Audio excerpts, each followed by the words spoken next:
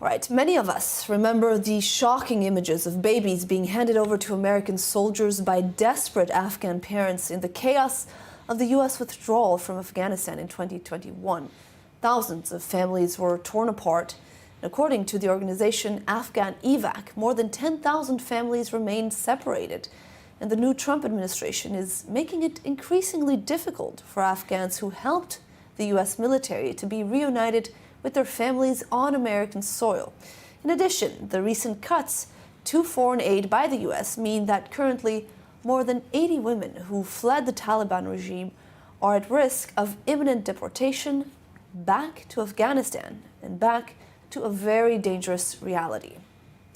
Joining us now is Mariam Wardak, the founder of Her Afghanistan NGO. Thank you so much for joining us this evening. Let's start with the reality facing these 80 women who fled the Taliban, are currently studying in Oman.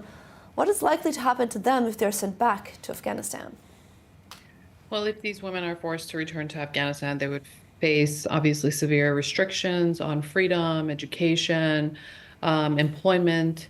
And the Taliban have banned women from universities, most jobs, and even certain public spaces.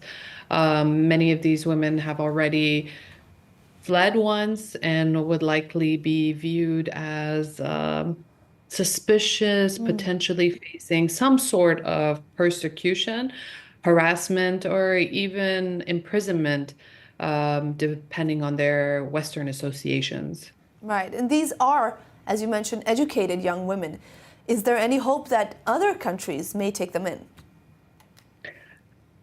There should always be hope, but it remains uncertain. Several Western nations, including Canada, Germany, the United States, have taken in Afghan refugees, particularly facing threats from the Taliban. However, immigration processes are slow, and many of these countries have a very strict refugee quota.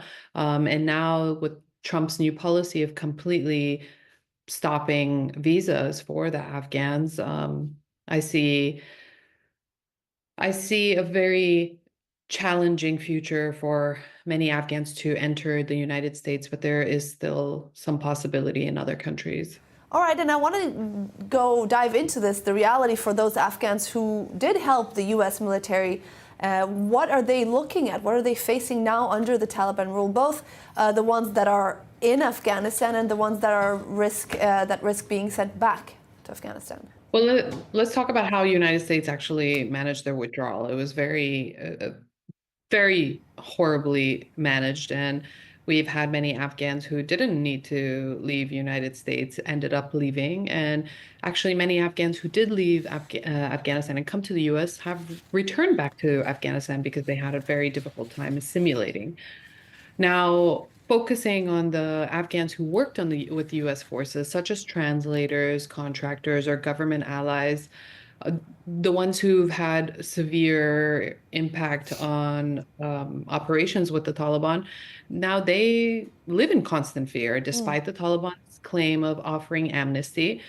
Some reports do indicate that former US allies have been arrested and interrogated, and some even possibly tortured. The thousands and thousands have applied for the US special immigration visa, but again, with what's happening in the policies, the United States has left its allies in shams. And for the situation inside Afghanistan, the Taliban promised a more moderate governing style compared to their previous one. Does not seem to be the case at all. Which direction are we seeing Afghanistan moving in right now? Well, I think that the Taliban are really good at projecting how they are heading towards an authoritarian rule, with possibly the policies resembling the brutal rules of the 1990s. The regime has systematically erased women's rights and cracked down on speeches and opportunities. But there are fractions this time of the Taliban, and these Taliban are placed in four fractions. So you have the fraction who are foot soldiers who never left Afghanistan, who are in the mountains and only use drugs as a source of calming down and just going into battle.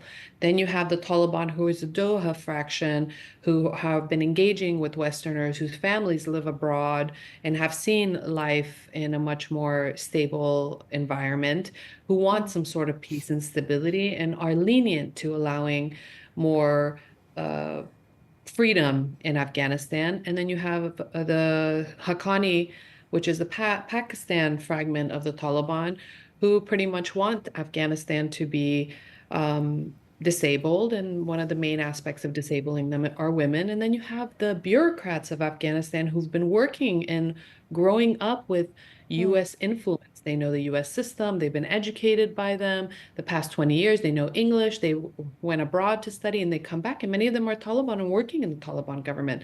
But Right. that fraction of the government is open-minded and want the women of their families, their girls, their sisters, their mothers, everybody to All right. work and participate in building the society. So it's a very difficult argument to debate, but you have to keep pushing. And I think that involvement in Afghanistan and constant engagement will help progress some sort of possibility of progress in that country. All right. Continuous interaction with Afghanistan. Mariam Mordak, thank you very much for your input, your analysis this evening. We really appreciate it.